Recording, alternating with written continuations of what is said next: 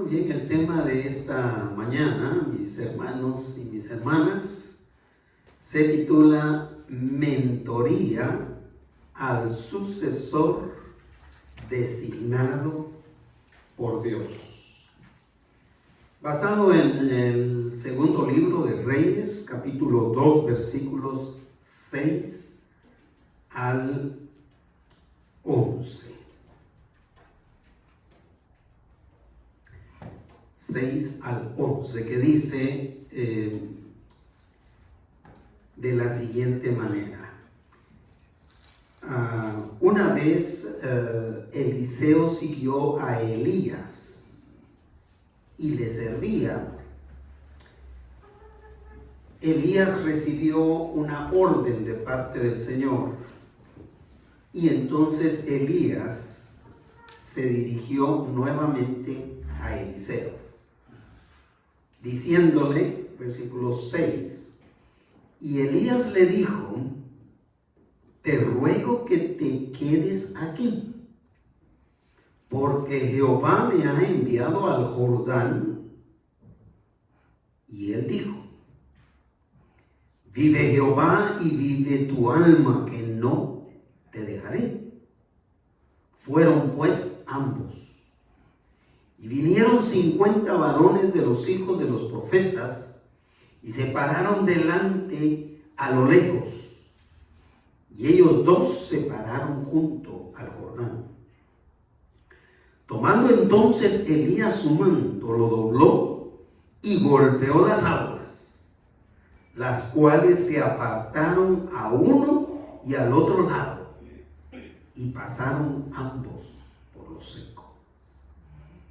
Cuando habían pasado, Elías le dijo a Eliseo: pide lo que quieras que haga por ti, antes que yo sea quitado de ti. Y dijo Eliseo: te ruego que una doble porción de tu espíritu sea sobre mí. Él le dijo: cosa difícil has pedido. Si me vieres cuando fuere quitado de ti, te será hecho así. Mas si no, no. Y aconteció que yendo ellos y hablando, he aquí un carro de fuego con caballos de fuego apartó a los dos. Y Elías subió al cielo en un torbellino. Mentoría al sucesor designado por Dios. Mentoría es la palabra técnica, académica, para referirse sencillamente a la instrucción. Es decir, que una vez quedó identificado Eliseo como el sucesor designado por Dios, Elías empezó la tarea de instruir a Eliseo, la tarea de ser un mentor para Eliseo, con el objetivo que estuviera, como escribió el apóstol Pablo, enteramente preparado para el servicio al Señor, enteramente, sin que le hiciera falta en ninguno de los aspectos para poder cumplir con su labor profética. Así que empezaron su recorrido en ciudades conocidas del reino de Judá. Es decir, Elías empezó esta tarea de instrucción empezando por la zona confortable. En inglés, la zona de confort. Es decir, donde uno se siente cómodo haciendo lo que está haciendo. Y así fue. Eliseo inició esta tarea de instrucción. Elías empezó esta tarea de instrucción llevando a Eliseo por lugares conocidos del reino. Incluso, al parecer, según los versículos anteriores de este capítulo, lo llevó como en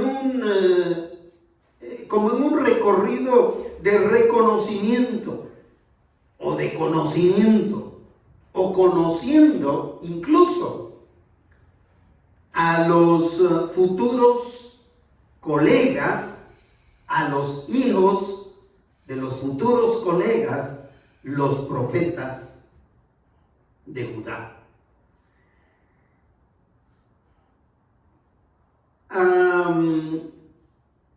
Esto me recuerda que todas las veces que el Señor me ha llevado para cambios de ministerio, los 2, 3 cambios que yo he tenido, el Señor ha sido así conmigo. Me ha llevado primeramente por esa zona confortable, hablando de la última transición, que sería mi llegada aquí a Estados Unidos a pastorear esta iglesia. Déjenme decirles que gocé de esa zona, ese tiempo de trabajo confortable, pero duró muy poco.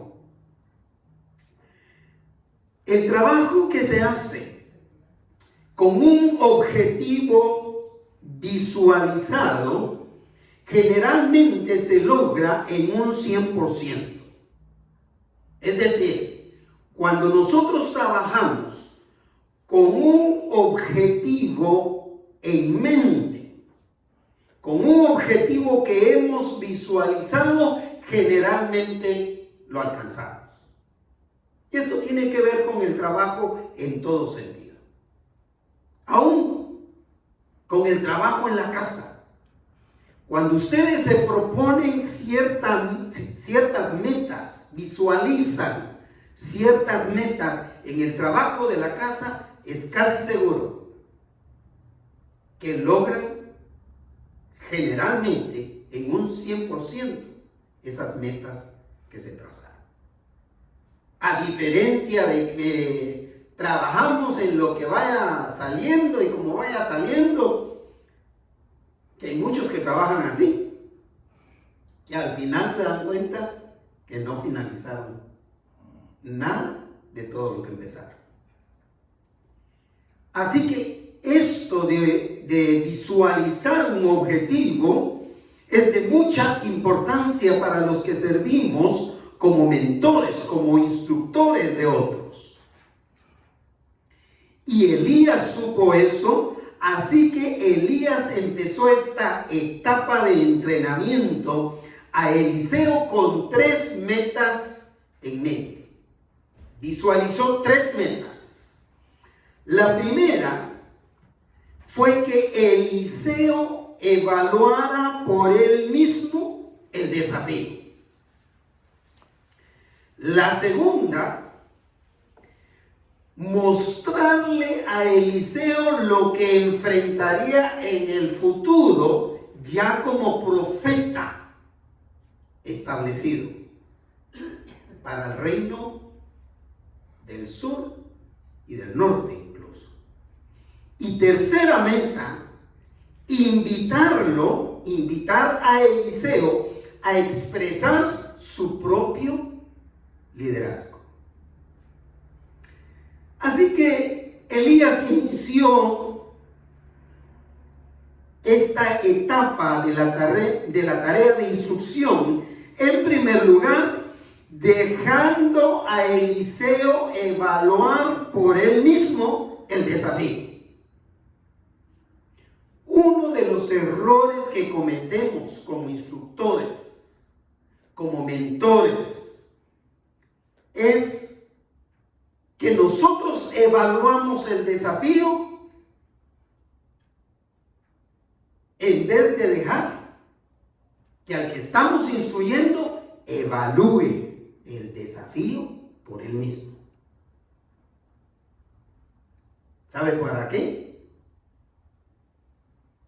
Para medirse si se quiere comprometer o no se quiere comprometer. Elías no tuvo ningún problema en llevar a Eliseo, por ejemplo, a ciudades como Gilgal, como Betel, como Jericó o a cualquier otra ciudad del reino de Judá, donde no corrían ningún peligro. A partir de junio 15, que yo fui instalado como pastor de esta congregación, mi tiempo trabajando confortablemente duró 3 meses. El pastor anterior me llevó a conocer a la gente de la iglesia, me dijo a quienes visitar, a quienes no visitar, cómo eran estos aquí, cómo eran estos allá, en fin. Y entonces estaba de miembro de esta congregación un hermano, dueño de un dealer, o 2, no sé cuántos, aquí sobre la Lakewood. Por cierto, yo creo que ya en ese entonces era viudo. Y él era muy amigo y muy cercano al pastor anterior. Y todos los domingos se llevaba a la familia pastoral a comer. Era exclusivo el almuerzo con el hermano. Llegando yo, entré en la colada, ¿verdad? Y pues era confortable, como dueño de 2 predios, de 2, no recuerdo cuántos eran, pero como dueño de un predio de vehículos, venía en un vehículo, en un Mercedes-Benz del año. Y pues a mí me parecía formidable que terminando el culto a meternos al Mercedes-Benz e ir a uno de los restaurantes. Yo creo que los que tienen más tiempo viviendo acá se van a recordar de ese restaurante,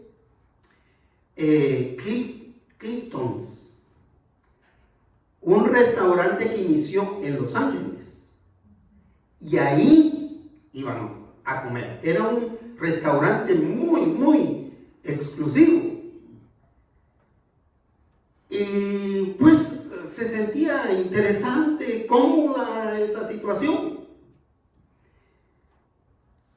Sin embargo, llegó el momento en que yo tenía que evaluar el desafío que yo había aceptado. Hasta ahí lo dejo. Lo mismo le pasó a Eliseo. Empieza el versículo 6 en su primera parte, y Elías le dijo, después de que habían recorrido lo conocido de Judá, Elías le dijo: te ruego que te quedes aquí, porque Jehová me ha enviado al Jordán. Notemos qué fue el pedido que le hizo Elías. Te ruego que a partir de aquí ya no me acompañes, te quedes aquí en la parte del reino del sur, o sea, en la parte del reino de Judá, porque esto es más seguro. porque el Señor me ha dado a mí la orden de ir al Jordán. Yendo al Jordán, el río se estrechaba y en la parte de más al norte empezaba el reino del norte de Israel, con el cual había problemas, incluso con los profetas. Así que no se sabe si Elías le pidió que se quedara para probarlo, para probar su capacidad de compromiso, o si estaba haciéndolo por protegerlo, para cuidarlo. Aunque muchos se inclinan por decir que lo estaba probando, yo me inclino por decir que lo estaba protegiendo. ¿Sabe por qué? Considerando el carácter de Elías así tan clarividoso, Elías no se andaba por las ramas para decir lo que tenía que decir. Incluso a los reyes, a quienes él tenía que llevarles un mensaje de Dios, él no se andaba por las ramas. Él se expuso, fue bien claro al hablar. Y aquí le está diciendo a Eliseo: te ruego, ¿de qué otra manera? ¿Por qué otro motivo le iba a rogar si no era por aquella necesidad de protegerlo? Sabía que al lugar a donde Elías iba, al reino del norte, era peligroso. Pero no importando si quería probarlo o quería protegerlo, de todas maneras esto fue el punto para que Eliseo pudiera evaluar por él mismo si se comprometía o no se comprometía.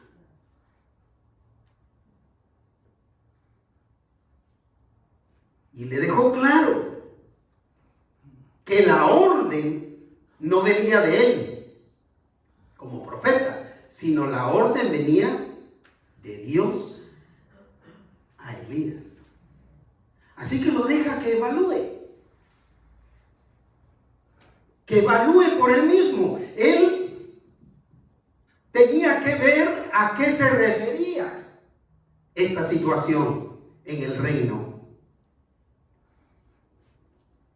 del norte. Pero vemos rápidamente que Eliseo decidió seguir a Elías, confirmando así su compromiso de servir a Dios con todo su corazón. Versículo 6, en su segunda parte. ¿Qué le respondió Eliseo? Y él le dijo, siga hermana, vive Jehová. ¿Y qué más? Y vive tu alma, que no te dejaré. Es decir, Eliseo vio el desafío. Eliseo vio hacia dónde iba, lo complicado que era la tarea profética en el reino del norte. Y terminó decidiendo: no, yo tengo un llamado de Dios y lo voy a cumplir.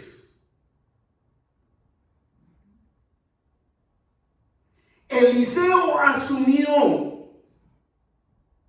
que este era un gran desafío. No se puede servir al Señor con falsas expectativas. qué duro es llegar con expectativas elevadísimas a servir en un nuevo ministerio.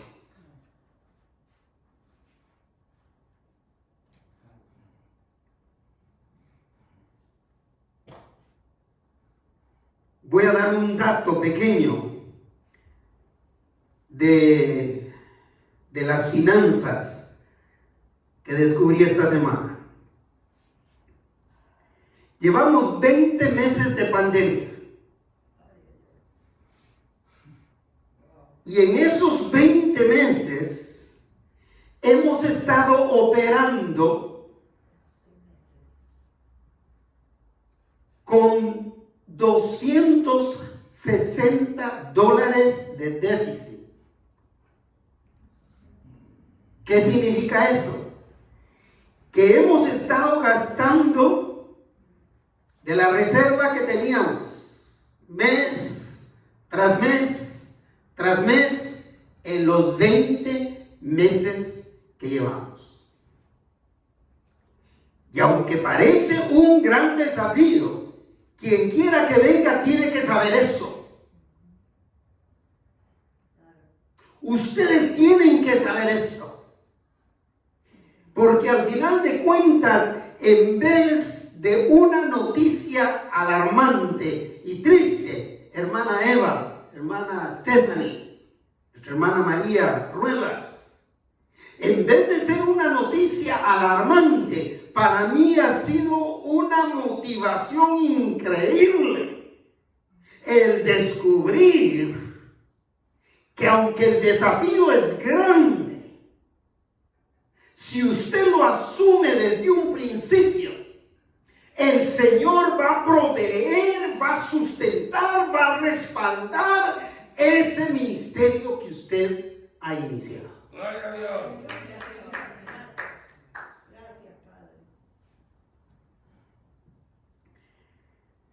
Se han estado usando las reservas esta semana. Esta semana a mí, después de varios meses, una tercera película, no serie, sino una tercera película diferente. Pero me llamó la atención porque es la tercera vez que escucho lo mismo en esas películas. Y este es el pensamiento que resalta. ¿De qué sirve tener un repuesto si nunca lo usa? ¿De qué sirve tener una reserva si nunca la usa? ¿De qué sirve tener un ahorro si nunca lo usa? Se va a morir y el ahorro se quedó ahí. A saber para quién. Y yo considero que cualquier iglesia hispana a estas alturas, mis amados hermanos, es un gran desafío.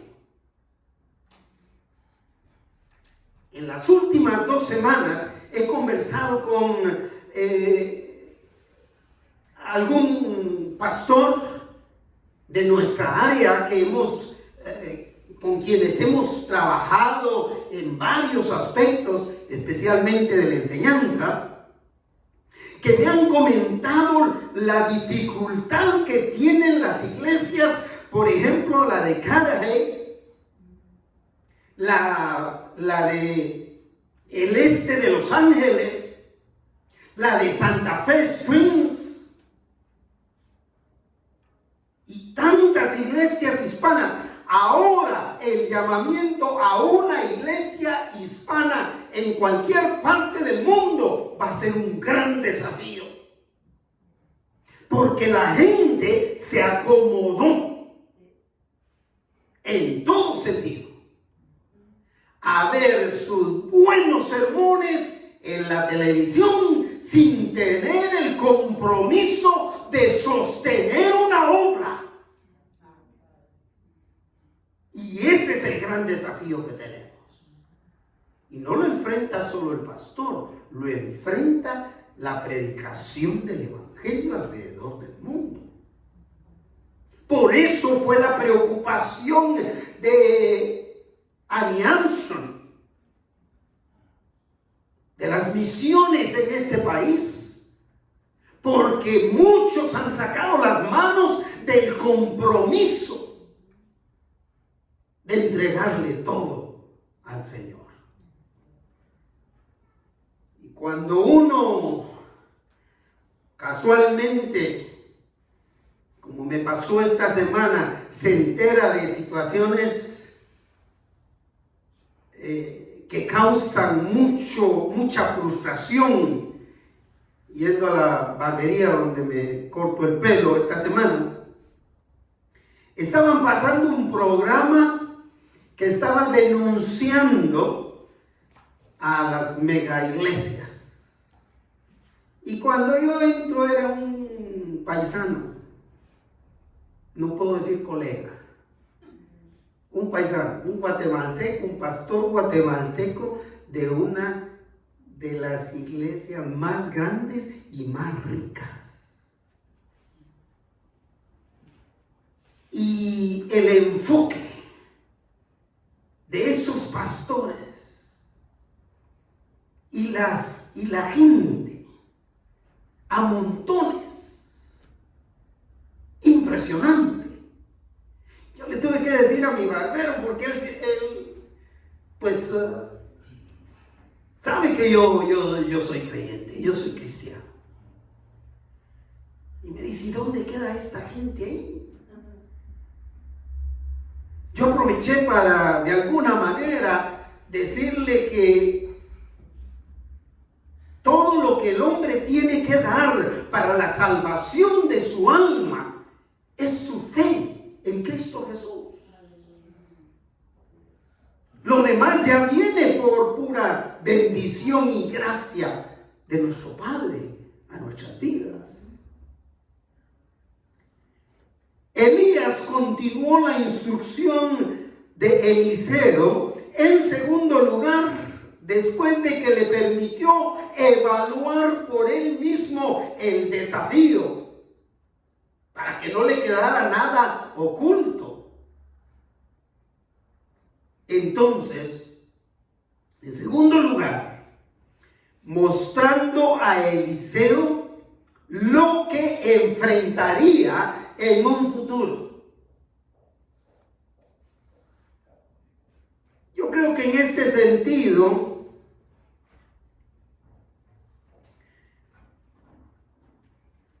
a mí no se me mostró ese aspecto de lo que me esperaba. Yo creo que en ese sentido, si se me hubiera mostrado, quizá yo lo hubiera repensado. Pero cuando empezó a salir el desafío que yo tenía, más de una vez yo estuve con maletas listas para regresarme a mi país. Las dos áreas que sobresalieron en el desafío fue la tarea discipular, que era una de mis visiones, el discipulado en la iglesia. Que el Señor me permitió poner y cumplir esta meta hasta el 2006. Constantemente un trabajo discipular que fue parte del establecimiento. Y yo creo la calidad de creyentes que ustedes son se debe a ese trabajo discipular. Y la segunda cosa fue la remodelación de este lugar.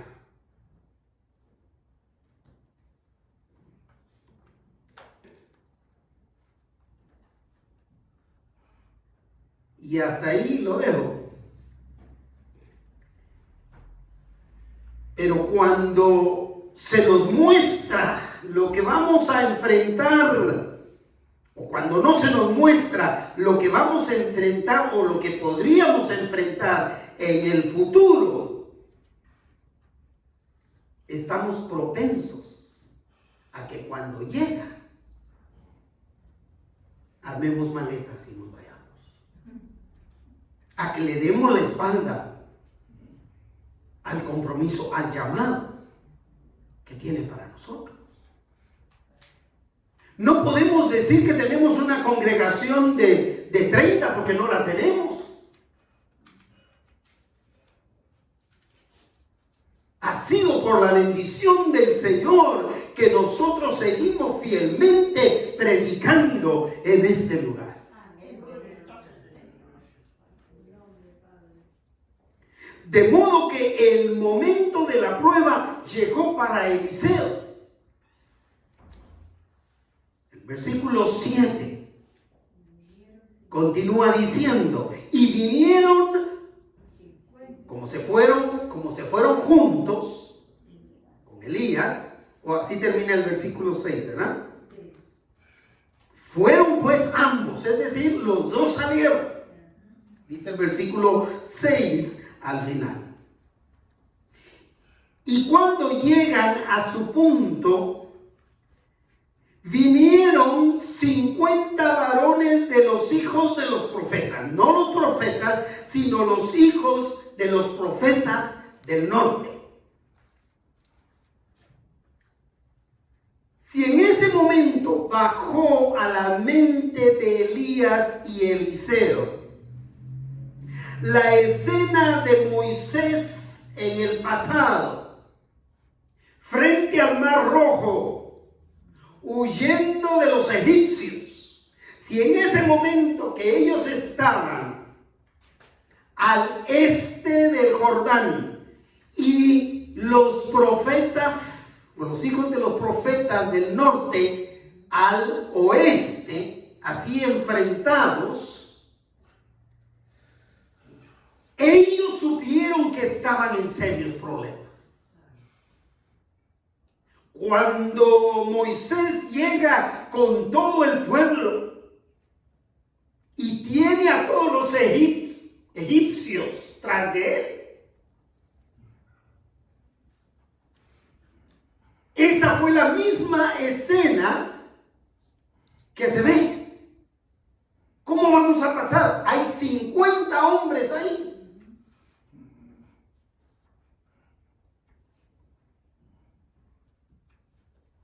Y vinieron 50 varones de los hijos de los profetas y se pararon delante a lo lejos, y ellos dos se pararon junto al Jordán. Están enfrentados. Pero no eran tantos, eran 50. Con dos que se le vengan a usted encima, ya usted está en desventaja.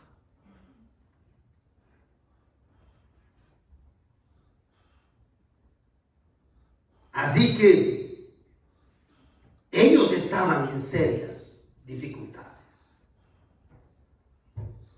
El otro aspecto con el que yo choqué fue con la remodelación de este lugar. En la remodelación de este lugar se me expusieron dos cosas de parte de la iglesia, de la congregación y del pastor hasta que yo llegué. La primera fue: nosotros ya hemos solicitado permiso a la municipalidad o a la ciudad y nos lo han negado muchas veces. A usted se lo van a negar igual. Y segundo, nosotros estamos con una deuda de $20,000. Eso es 1991. Escuchen bien. Mano Polo. Hagan números. En 1991 había una deuda pendiente para pagar este lugar de $20,000.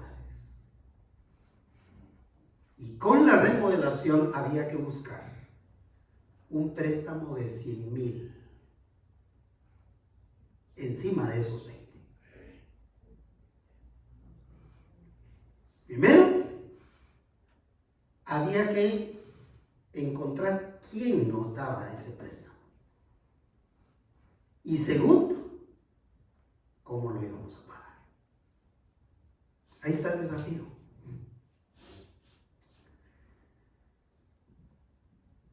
Pero Elías, como mentor, no se podía dar el lujo de dudar ante aquella prueba, así que no titubeó. Así dice el canto.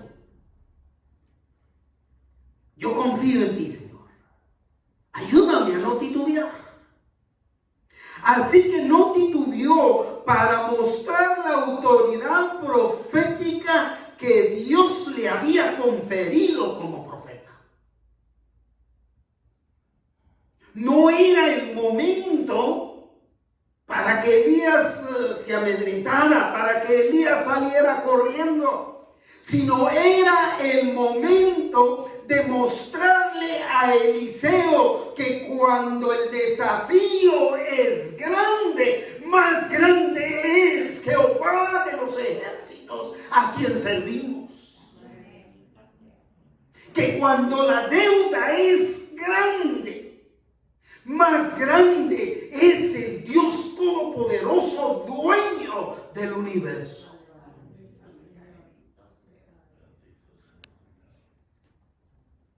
Así que Elías, versículo 8,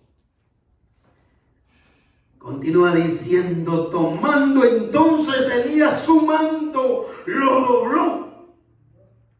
Su manto se lo quitó de encima, lo dobló, ¿y qué más? Y golpeó las aguas. ¿Qué pasó? Las cuales se apartaron a uno y al otro lado. Y pasaron ambos por lo seco. Ahora imagínese esa escena. Aunque del otro lado estaban los 50, ¿usted cree que se quedaron ahí para enfrentar a Elías y a Eliseo? Definitivamente, si no se desmayaron, salieron corriendo. Al ver la autoridad profética, el poder del que Elías iba revestido, al quitarse el manto, golpear el agua y que el agua se apartara, justamente como lo que sucedió con Moisés, con Josué y Moisés. Así está ocurriendo también con Elías y Eliseo. Y pasaron ambos por lo seco. Así que la remodelación nos dejó una deuda que había de 20 a 120,000. Se aprobaron los planos. Nos aprobaron el préstamo y nos dieron un plazo de 30 años para pagarlo. Ahí empezaron las dudas y las críticas. ¿Cómo va a ser? Aquí nos dejó endeudados este señor.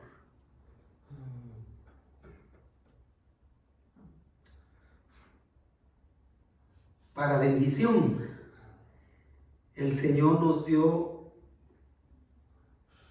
el plan de edificadores. ¿Desde cuándo funciona el plan de edificadores?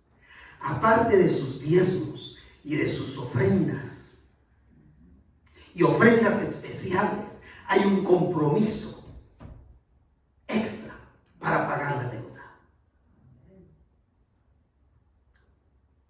Y cuando la congregación cumplió sus 25 años, que fue en el 2005, nosotros estábamos celebrando, la Iglesia Bautista Betel estaba celebrando no solo 25 años, sino una deuda de la propiedad de 120,000, cero balance. Un préstamo que se había sacado para 30 años, incluyendo los 20,000 que estaban pendientes, se pagó en 12 años. Por ahí.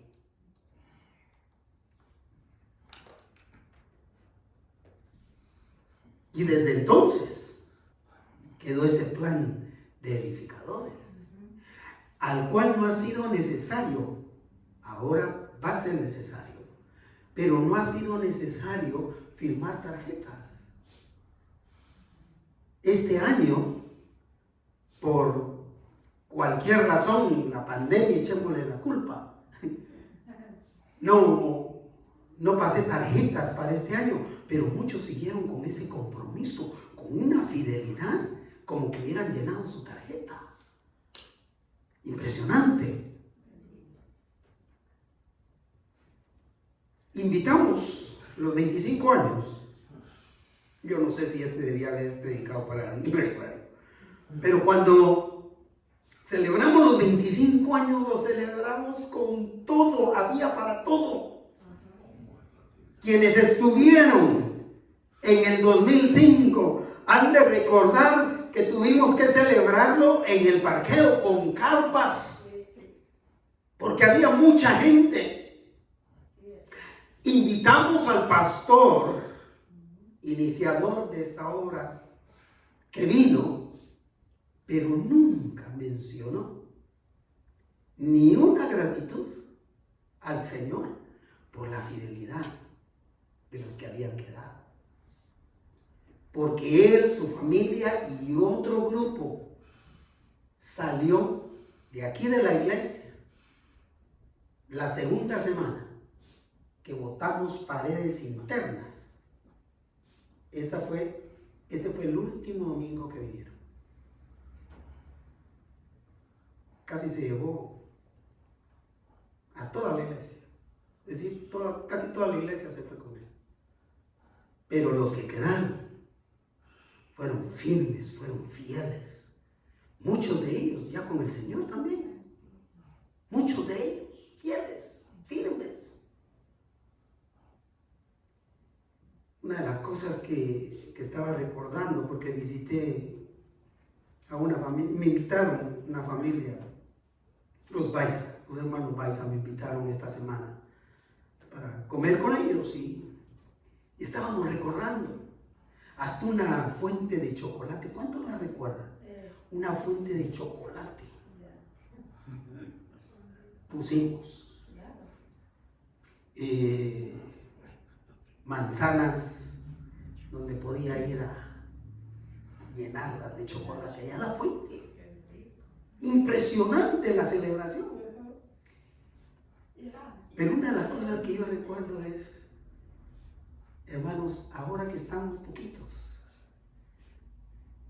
en el mes del aniversario, se ha recibido hasta 10 veces lo que recibimos de ofrendas con toda esa gente en el 2005. Es decir, todos vinieron a comer. Y a comer y a llenarse y a rellenarse. Pero nadie venía a mostrar su gratitud al Señor por esa bendición que estábamos experimentando. Elías terminó esta etapa de instrucción, de mentoría a Eliseo en tercero y último lugar, invitando a Eliseo a expresar su propio liderazgo. Vea que son 3 cosas claves. invitando a Eliseo a expresar su propio liderazgo. Mire, en los años que llevo, a excepción de estos últimos años, qué sé yo, 5 o 6, que no he tenido asistente oficialmente nombrado por la iglesia, quiero decirle que hubo 2 que me hacían sentir incómodo. ¿Sabe por qué? Porque cuando los veía predicar, parecía que era yo el que estaba ahí. Hasta mis gestos. Yo me sentía muy incómodo. Porque yo sé mis gestos, ¿me entiende? Y eso aprecio del hermano Víctor. Y eso aprecio de Juan Manuel, mi hijo, quien ha bebido la doctrina de la Escritura, acompañándome desde los 3 años a orar a la iglesia. Pero cuando ellos expresan su liderazgo, lo expresan en su estilo. Es posible que hay mucha influencia de mis enseñanzas en ellos, pero el estilo de expresar su liderazgo es muy propio de ellos. ¿Me explico? ¿Captamos eso? Es que no se trata cuando instruimos a un sucesor, cuando instruimos a alguien, no se trata de hacer un clon espiritual de esa persona, porque entonces le estamos robando su libertad de expresar su propia personalidad. Así que cuando nosotros llamamos a alguien nuevo a pastorear la iglesia, no esperemos que predique como el pastor predicaba, que enseñe, que visite y que haga exactamente lo que hacía el otro. Es un error fatal.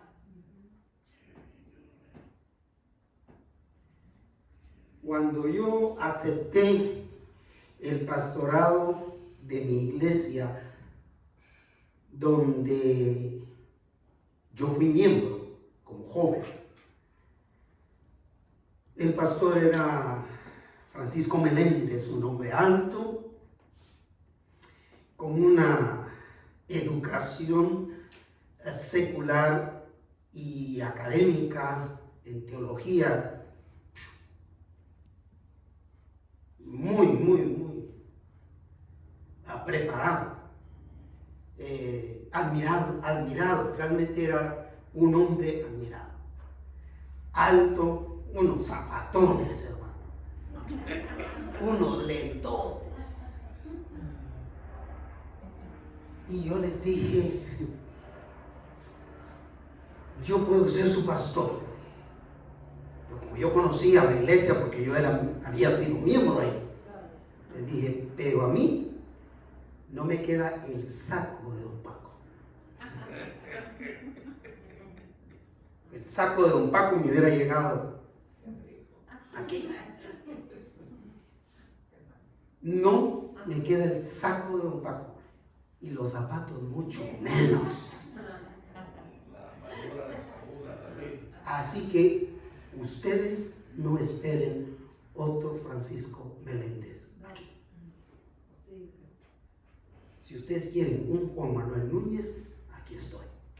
Y ahora es eso, un Juan Manuel Núñez Lozi, porque ese es solo uno. ¿Se fija? Es interesante este aspecto, hermano Víctor. Y a mí me ha traído una reflexión profunda sobre lo que necesitamos hacer. No cabe duda que Eliseo estaba más que listo para recibir el liderazgo, para recibir el banderazo de salida para iniciar su ministerio profético, por lo cual Elías le dio la oportunidad de expresarse a sí mismo, empezando con lo siguiente, versículo 9. Cuando habían pasado el río Jordán, Elías le dijo a Eliseo: pide lo que quieras que haga por ti antes que yo sea quitado de ti. Interesante. ¿Qué quieres que yo te haga? Pero fíjese bien que Elías empieza a reconocer que no somos eternos aquí en la tierra. Yo les voy a ser quitado. Y la única manera que ellos conocían de ser quitado, ¿qué era? La muerte. Cuando el tiempo nos llegue de ir a la presencia del Señor. A mí me bendijo mucho entender este aspecto de Elías. Él sabía que su tiempo estaba llegando al fin.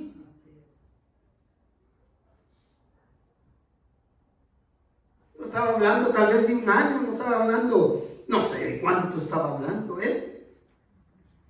Pero sí, ya él era consciente y le dice: cuando pídeme lo que quieras, o pide lo que quieras que haga por ti antes que yo sea quitado de ti. Pero no contó con el pedidito que le venía. Vea qué es lo que pidió. Imagínese, ese era un cheque en blanco, dicen, ¿verdad? Firmado en blanco. Pide lo que quieras. Y vea qué pedido se disparó Eliseo. Y dijo Eliseo: te ruego que una doble porción de tu espíritu sea sobre mí.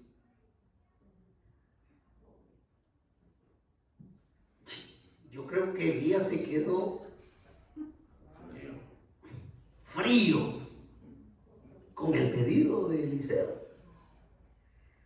Quiero una doble porción de tu espíritu sobre mí.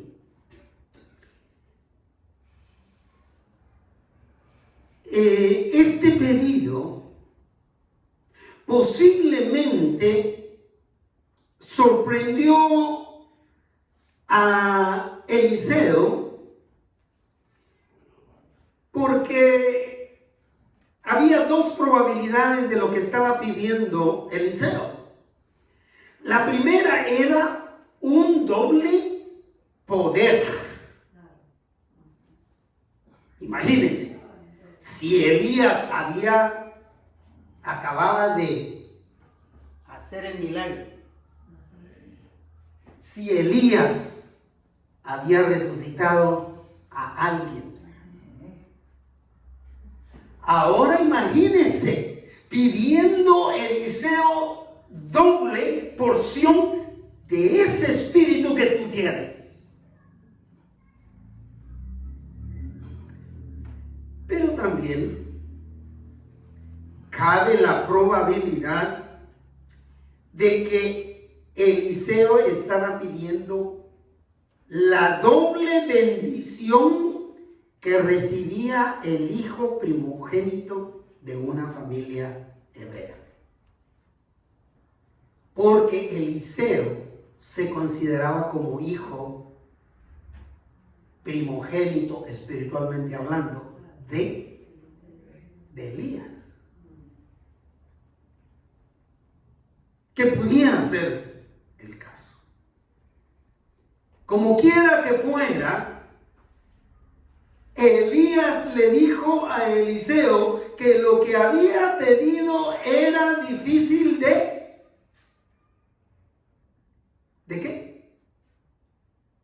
de recibir, no de dar.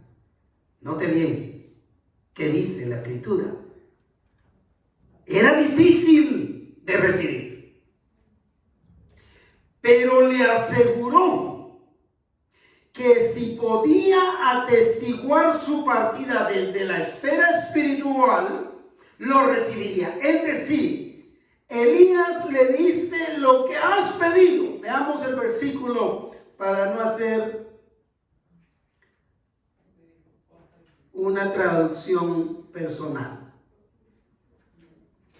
Exacto. Elías le dijo, versículo 10, cosa difícil has pedido. Pero aquí viene. Si me vieres cuando fuere quitado de ti, te será hecho así. Mas si no, no.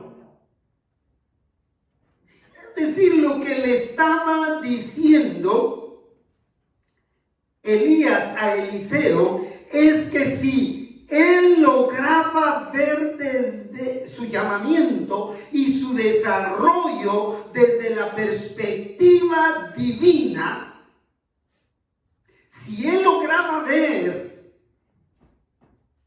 que tanto el llamamiento de Eliseo como la partida de Elías figuraba dentro del plan divino, él iba a recibir todo lo que él necesitara para cumplir con su ministerio. Había que ver aquello desde la perspectiva espiritual. Si nosotros consideramos nuestro llamamiento a servir desde la perspectiva divina, el Señor va a proveer hasta el último centavo, el último día que lo ocupemos. Así es, Padre. Amén. Y de eso ¿ustedes creen que yo nunca me preocupé en mis años en que mis hijos estaban chiquitos, cuando no teníamos para comprarle leche a uno de ellos? No me preocupaba de su educación futura. Ahora yo puedo hablarlo con toda sencillez. Yo creo que ellos han recibido más educación académica que yo. Y todo eso ha sido provisto, sin duda alguna, por la mano misericordiosa de nuestro Dios.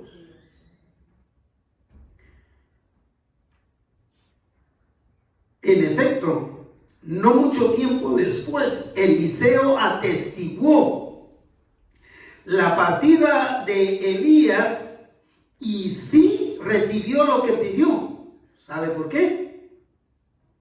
Porque el ministerio profético que Eliseo desarrolló sobrepasó en varios aspectos el ministerio de Elías.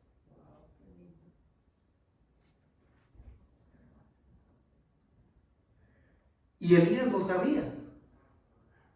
Y esa es la admiración precisamente.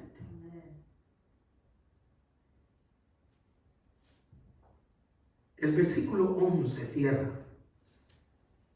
Y aconteció que yendo ellos y hablando ellos, he aquí un carro de fuego con caballos de fuego apartó a los dos.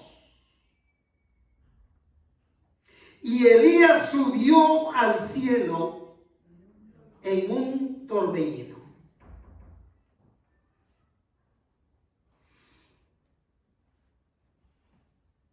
Es decir, que yo quiero resaltar que ese acto Eliseo lo vio desde la perspectiva divina. Yo no me quiero encajar en si Elías murió o no murió, porque aquí no lo dice. Muchos aseguran que no murió, pero ¿cómo consta eso? No sabemos si al momento que es arrebatado muere. ¿Me explico? Así que eso no debe ser el detalle que nos detenga, sino el detalle que debe detenernos es que Eliseo vio eso desde la perspectiva divina, desde el lente divino, diciendo, bueno, ya se fue Elías, ahora sigo yo. Y así como el Señor estuvo con Elías, estará conmigo.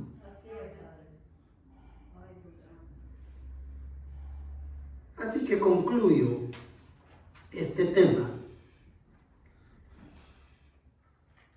diciendo que desde la perspectiva del ministerio, Elías como profeta de Dios, del Señor, hizo una aportación valiosa con su humildad y sabiduría para reconocer el momento de terminar su ministerio y al invertir tiempo en la preparación de su sucesor. Una cosa me he dado en admirar esta semana de este pasaje: en la habilidad, la capacidad, la humildad y la sabiduría de Elías de decir, ya es tiempo.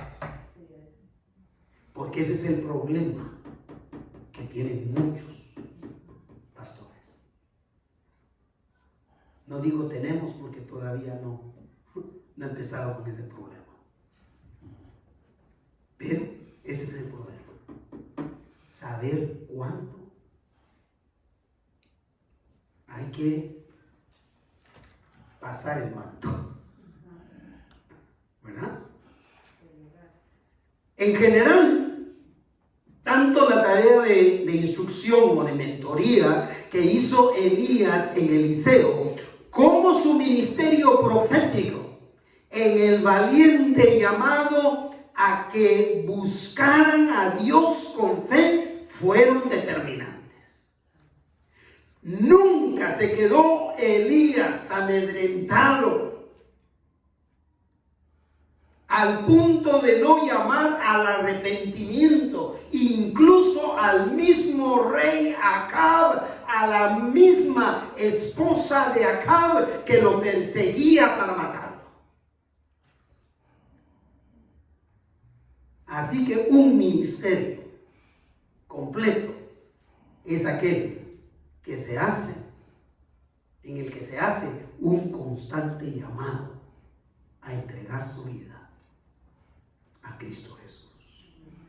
Por esa razón, estimados amigos, amigas, abran su corazón y pídanle a Cristo Jesús que entre en él como su Salvador personal, aceptando que es pecador, que es pecadora, pidiéndole perdón por sus pecados, porque de esta manera es la única manera que se puede experimentar salvación de Dios ofrecida por el sacrificio a través de Cristo.